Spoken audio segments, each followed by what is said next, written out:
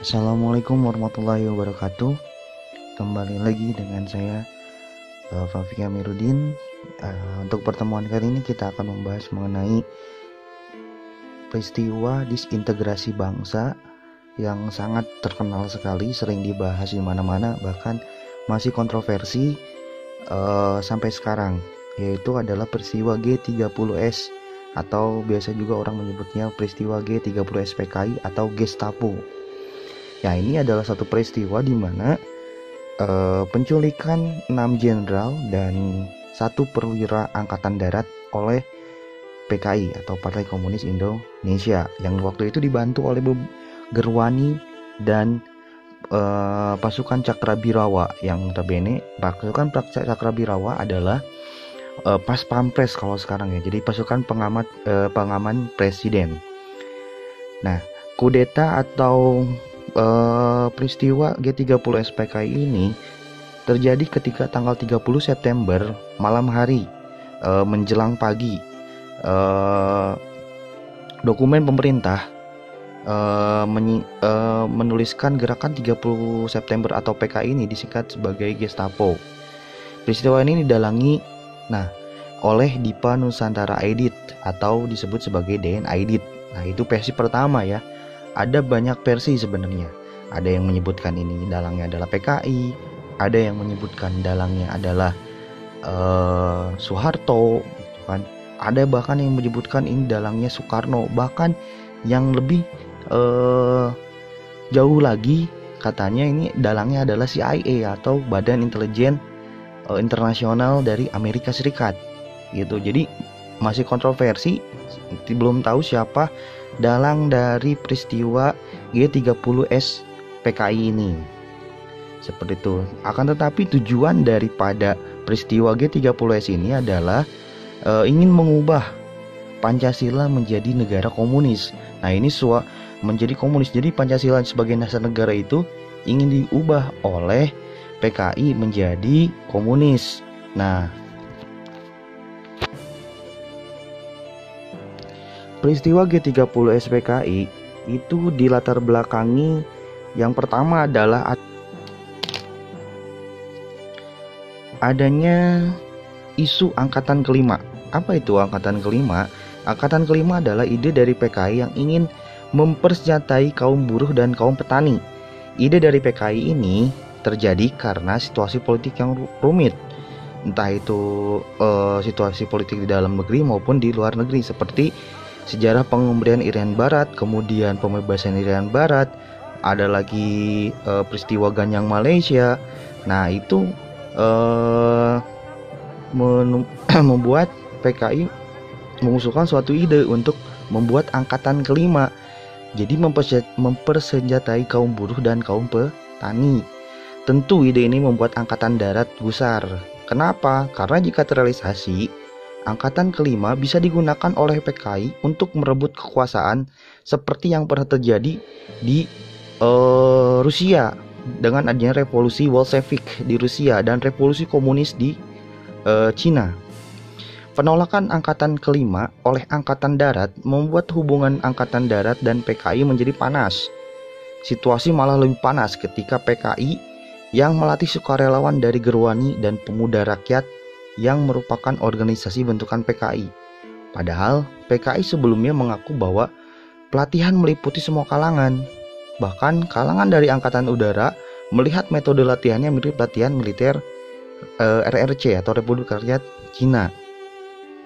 Kemudian latar belakang terjadinya G30 SPKI yang lain yaitu Bung Karno yang kondisi kesehatannya semakin menurun, sering sakit-sakitan. Nah, isu menyedihkan Bung Karno sakit itu sebenarnya sudah berkembang mulai tahun 1964. Tentu rakyat akan banyak mengisukan siapa yang berhak memegang kekuasaan jika Bung Karno meninggal. Tapi menurut Subandrio, Aidit tahu bahwa penyakit yang diderita Bung Karno tidak begitu parah atau sakit ringan. Akan tapi di sini ketika presiden apalagi dengan keadaan politik yang sangat tidak stabil ketika tahun 1995, itu mengakibatkan banyaknya pergolakan di Indonesia. Kemudian latar belakang yang lainnya itu adalah keterlibatan Amerika Serikat. Nah, kenapa Amerika Serikat bisa terlibat? Ini hubungannya dengan Perang Dingin, yang dimana Perang Dingin adalah perang pengaruh antara Amerika Serikat dengan Uni Soviet, antara liberal dengan komunis. Jadi mereka perang pengaruh, siapa yang pengaruhnya lebih kuat. Di sini Indonesia sudah terlihat ketika tahun 1965 Indonesia itu lebih mengarah kepada komunis atau ke Uni Soviet, yang dimana Soekarno sendiri mengeluarkan yang namanya konsep Nasakom atau nasionalis agama dan komunis. Nah, di situ sudah terlihat bahwa Indonesia lebih dekat kepada komunis. Nah, Amerika ketakutan pengaruh komunis mulai muncul dan berkembang di Indonesia. Kemudian yang selanjutnya adalah isu Dewan Jenderal.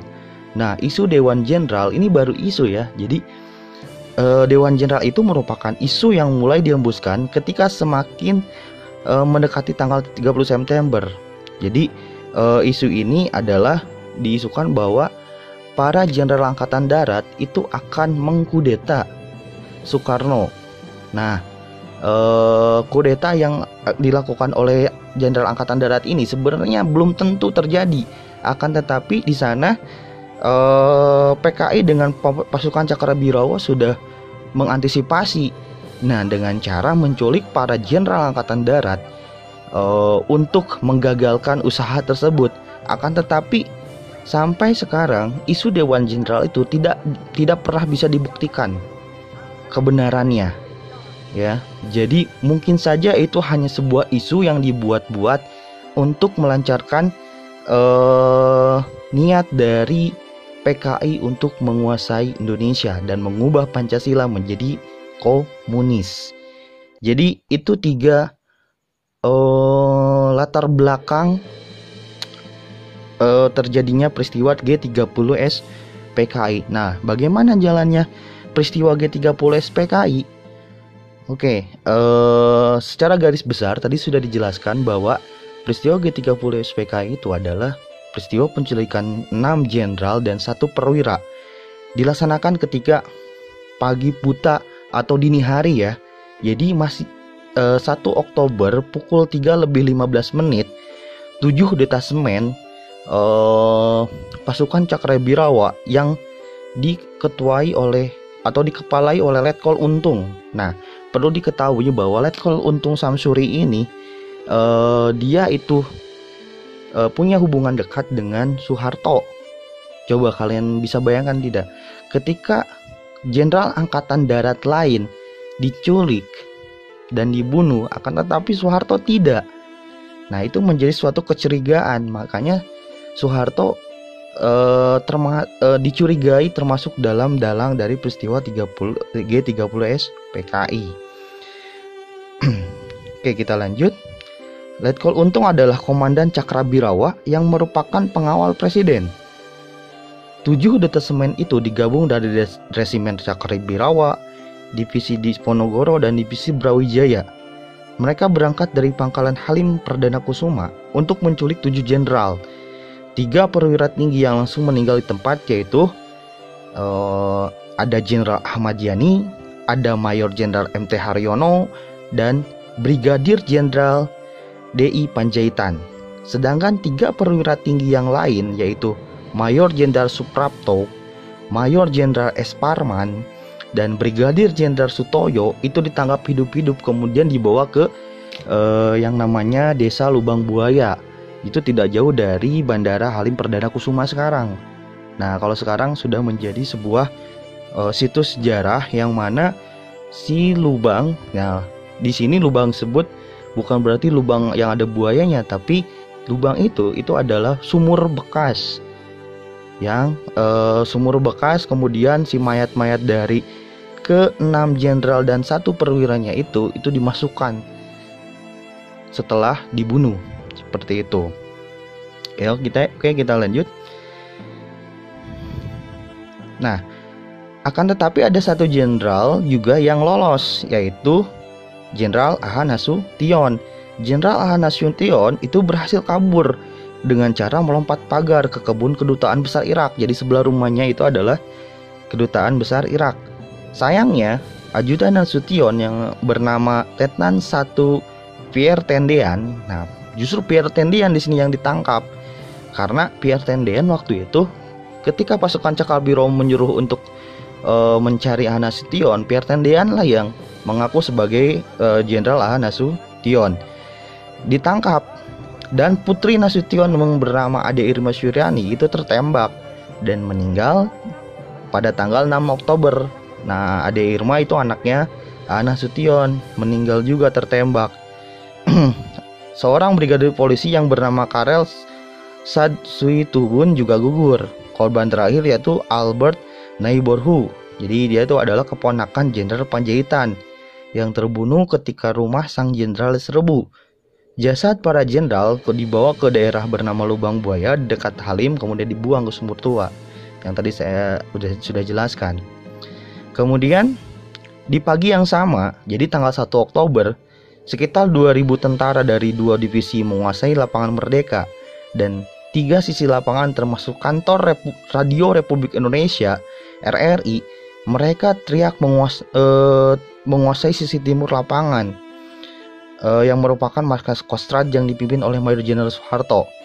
Yang di malam sebelumnya, Aidit sang pemimpin PKI dan Marsikal Udara Omar Dhani pergi ke Halim, dan ini adalah bukti keterlibatan mereka di G30S PKI. Nah, ada lagi yang terlibat, siapa? Dari Angkatan Udara. Itu pada pukul 7 pagi, RRI menyiarkan berita dari Letkol Untung bahwa lokasi strategis di Jakarta sudah diambil dengan dalih untuk mencegah terjadinya percobaan kudeta oleh Dewan Jenderal. Nah, kembali lagi seolah-olah ketika tanggal 1 Oktober itu seolah-olah PKI itu sebagai pahlawannya karena telah menggagalkan tadi Dewan Jenderal tadi, ya kan? Seolah-olah dia itu pahlawannya, tapi ternyata yang sebenarnya adalah justru PKI lah yang salah dalam peristiwa tersebut. Nah, mendengar kabar ini, Bung Karno langsung menuju Halim dan berdiskusi dengan Marsikal Udara Omar Dhani untuk mengisi jabatan Komandan Angkatan Darat yang sekarang kosong. Kemudian, bagaimana untuk mengatasi masalah ini? Jadi, setengah 6 pagi ketika tanggal 1 Oktober, Soeharto, sang komandan Kostrad, dibangunkan dan diceritakan oleh tetangganya nih tentang para jenderal yang hilang dan dibunuh di rumah. Soeharto langsung pergi ke Mabes Kostrad dan mengontrak pada perwira senior. Dia berhasil mengontak dan mendapatkan dukungan dari Angkatan Laut dan polisi, tapi gagal mengontak petinggi Angkatan Udara. Soeharto mengambil alih pimpinan dan memerintahkan agar tentara tetap di barak. Karena perencanaan yang buruk memimpin kudeta gagal mengkondisikan tentara di lapangan Merdeka yang kepanasan dan kehausan. Mereka berpikir bahwa akan melindungi Presiden Soekarno. Soeharto berhasil mempengaruhi 2 batalion agar menyerah tanpa bertarung. Pertama, Batalion Brawijaya yang datang ke markas Kostrad, lalu di Penogoro yang mundur ke Halim. Nah, Jenderal Ahana Nasution juga bergabung dengan Soeharto dalam penumpasan PKI saat itu.